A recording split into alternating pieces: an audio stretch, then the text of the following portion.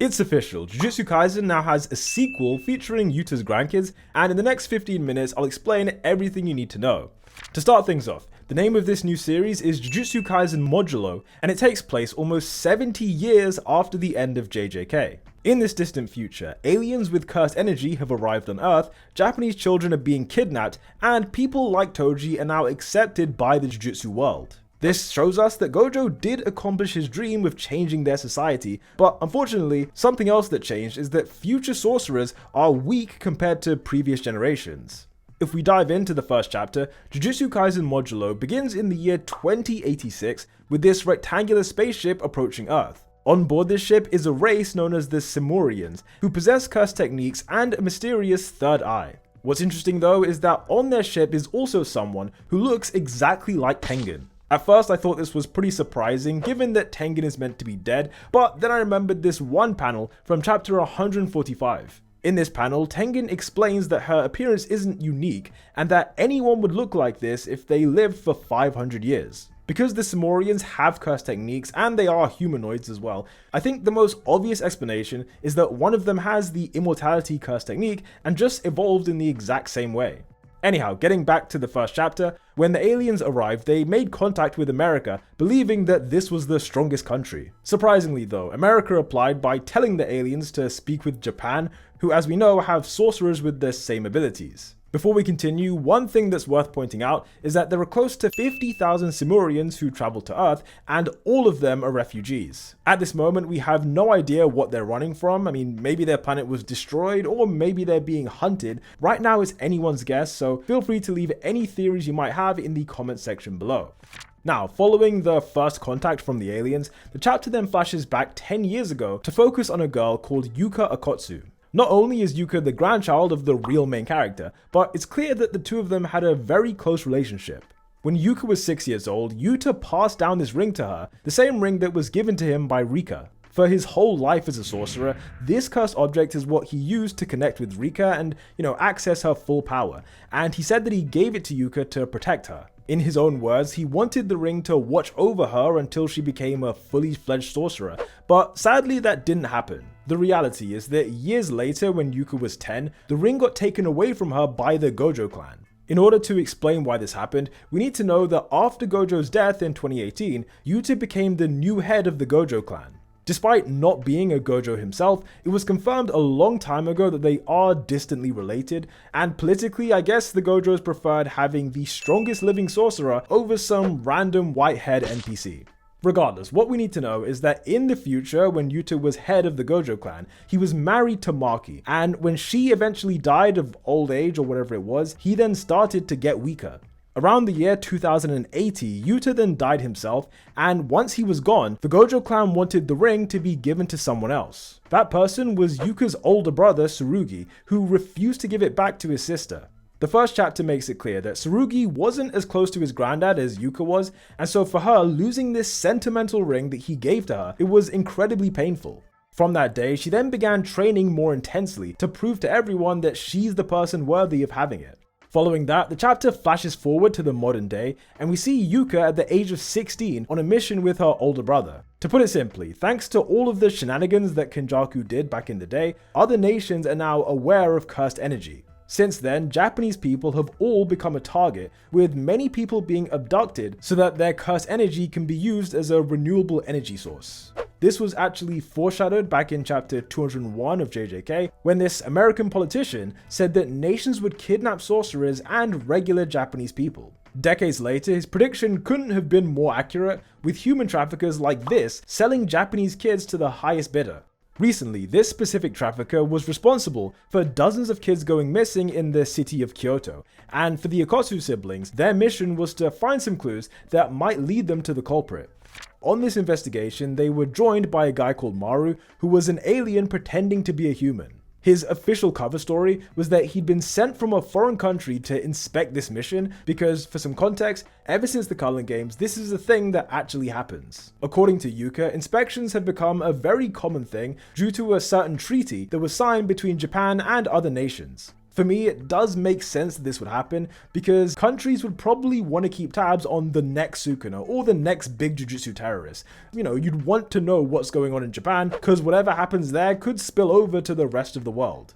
With that said, Maru's motivation was a lot different from other inspectors, since his goal was just to see how the sorcerers act and to work out if his people could coexist with them.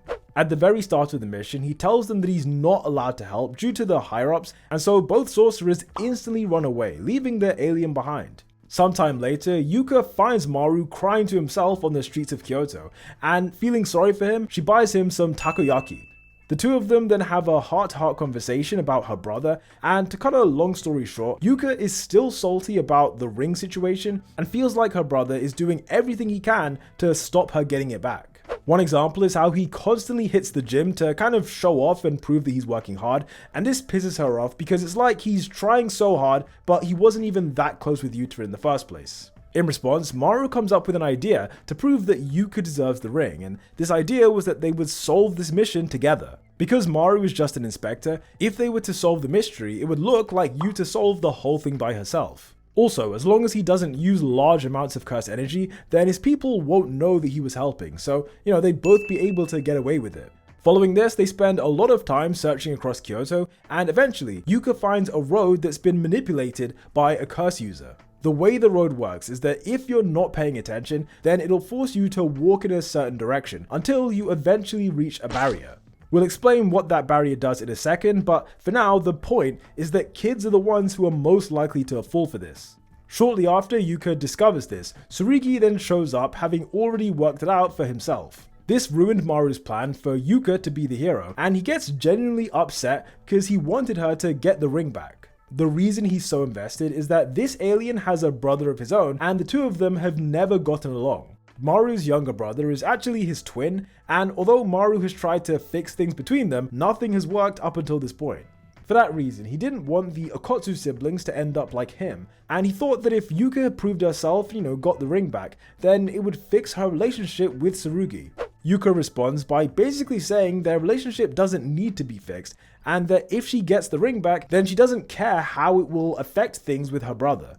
With that said, the mission immediately goes off the rails when a young boy runs into the barrier and gets teleported. The teleportation works by, grabbing him with these hands, and he then just disappears. To save the boy, both of the Okkotsu siblings then enter the barrier themselves, but due to the barrier conditions, people with large amounts of cursed energy won't be teleported. This rule was put in place to prevent sorcerers from finding the human traffickers, and so nothing happens to Yuka. For Tsurugi though, he has no cursed energy just like his grandma, and so he was taken to where the kids are. The problem though is that his cursed katana was left behind due to its cursed energy content, and so he didn't have anything to protect himself. In this situation, with her brother disappearing to an unknown location, Yuka thought that there was nothing else they could do. In this panel, she makes it very clear that she just wants to leave and, report back to Usami. Usami is the guy who gave them this mission in the first place, and he's probably a descendant of this Usami, who was a sorcerer that was mentioned in the original series. I say mentioned because we never saw him, but I do remember seeing one thing that kind of implied that he had a relationship with Mei. I'm pretty sure I didn't hallucinate that. It does exist somewhere, and hopefully if I found it, then it's on screen. Anyway, getting back to the first chapter, Yuka had zero motivation to save her brother, even though he was defenseless. And this is something that Maru just couldn't accept. In his words, she'd regret it for the rest of her life if Tsurugi got killed. And after a brief argument, she eventually gives in. However, to find her brother, they didn't have any leads, but what they did have is Maru's technique. The way it works is that by touching someone, the technique will try to find harmony in the universe, and I guess what that means is that it tries to find someone else who's like an equal match to the person that he's touching. For example, if you used it on Sukuna, then it would locate Gojo, and if you used it on Megami, then it would easily locate a grade 3 curse. Now, while Maru was activating his technique, Tsurugi was tied up in the lair of this curse user. The curse user's barrier technique was incredibly advanced to the point that Tsurugi was restrained automatically, meaning he never had the chance to fight back. As the villain and the sorcerer then talk, it's kind of implied that this guy knows people high up in the government since he has extensive knowledge about the aliens. As a bit of context, the public and also sorcerers like Tsurugi, they don't know about the aliens' arrival. But according to the curse user, the government sees the aliens as being a threat equal to Sukuna. His belief is that the aliens will invade the planet eventually, and as he says this, we see a guy that looks like Maru looking down on the planet. Based on what we know so far, this is probably Maru's brother rather than Maru himself, and the curse user reveals that any war with the aliens, it would expose how weak Japan has become, because in this new generation, there isn't a single sorcerer who's on the level of Yuji or Gojo. For the human trafficker, his fear was that when the world finds out how weak sorcerers have become, then the value of their curse energy will fall off a cliff. For that reason, he plans to get out of the human trafficking business, and so all of the kids that he's recently captured, they will be his final sales, along with Tsurugi as well. As the sorcerer then gets beaten up for talking back, Yuka and Maru then bust in to this abandoned building. However, instead of arresting the villain, Yuka's main priority was to challenge her brother to a fistfight, and for some reason he actually agrees. After a very brief clash, Tsurugi punches her to the ground, leaving Yuka devastated that she still hasn't surpassed him. By the next page though, she was seemingly over it, and she attacks the curse user with a move that she calls her Savage Jaw Strike. To me, this seems like an application of cursed energy rather than being a cursed technique, but in any case, it makes her hands a lot sharper. Using this, she then cuts into the curse user, but this guy was clearly some kind of master of barrier techniques. By making physical contact with this talisman, it teleported him right behind her and gave him a weapon as well. However, thanks to Maru, Tsurugi was able to save the day because he now had his katana back. And before we continue, there are a couple things worth mentioning. Thing number one is that Tsurugi uses new shadow style, just like Kusakabe and also Miwa, and the technique he uses is the Bato sword drawing technique. This technique uses cursed energy to speed up how quickly the sword gets taken out, and it's the fastest technique that new shadow style has to offer. Now, you might be wondering, how is he able to do this if he has no curse energy? Well, there are two possibilities. I mean, the first possibility is that he does have a tiny amount, and this is kind of alluded to by the human trafficker. He says that Tsurugi has weak curse energy, implying that he has a little bit, and I guess that's similar to the way Maki was at the beginning of JJK. The second possibility is that the curse tool itself is what allows him to do this. Because it's the future, we don't know exactly how these curse tools are going to work. Maybe they're more advanced than the ones that we're used to seeing. So with the information we have, I think those are the two most realistic options. Anyhow, the second thing worth mentioning is that by drawing the katana this fast, it understandably generates a lot of sparks, and these sparks are then infused back into the blade. This means that when he takes the sword out, fire is ejected from the blade, and there's only one other character who's done something like this before. That person is Ogi Zenin, also known as Tsurugi's great-grandfather, and he had a technique known as Blazing Courage. Obviously, there is a difference in that Ogi's fire was his own innate ability, whereas for Tsurugi, it's a combination of his speed in drawing the weapon and the katana's own ability. Regardless, like I said, the parallels are very, very clear, and when Tsurugi releases the flames, it burns all of the talismans in the room, leaving the curse user pretty much defenseless. Yuka then swooped in to finish him off, and following this moment, we got a bit of confusion between the two Okkotsu siblings. In this panel, Tsurugi acknowledges that his sister has gotten stronger, and he says to her that he'll get stronger as well so that he can give the ring back to her. From Yuka's perspective, this statement made absolutely no sense, because from her viewpoint, only the best sorcerers are able to have this ring. For example, if we were to follow Yuka's logic, then if Tsurugi is getting stronger, then that means he should keep the ring, he shouldn't be giving it away. This is why there's confusion here, because from Tsurugi's perspective, he doesn't see it the same way.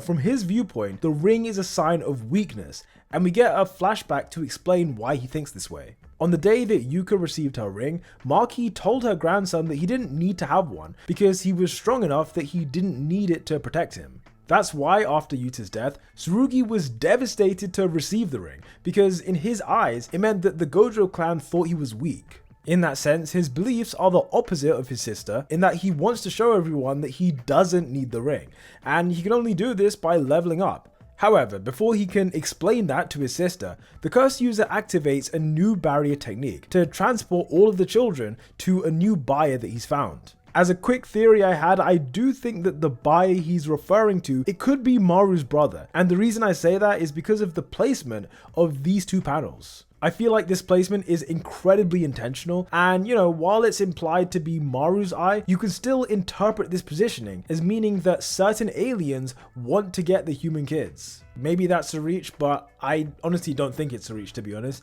But either way, Maru stops the villain by opening his third eye, which up until now had been covered by a plaster. The third eye immediately sends this guy into a coma, but the downside is that having seen this, Tsurugi now knows that he's an alien. With that said, that was the ending for the first chapter of JJK Modulo. So yeah, it's going to be a short series around 3 volumes long, which works out to around 30 chapters or less. Also, if you're new to the channel, then on screen should be a bunch of JJK videos that you probably will enjoy. Some of them I even rewatched myself just because I liked how it turned out. So yeah, do check those out, and don't forget to subscribe so you don't miss more videos like this. Thanks for watching as always, and until the next one, peace out.